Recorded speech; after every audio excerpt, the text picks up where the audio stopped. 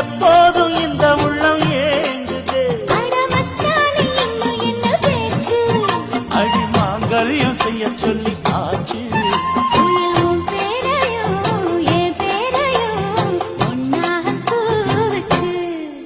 அடி மீனா பொண்ணு மீனா பொண்ணு மாசியில் போட்டு செவ்வானம் தொட்டு தொட்டு செந்தூரம் கொஞ்சம் இட்டு செவ்வள்ளி பூவில் செய்த தேகமோ.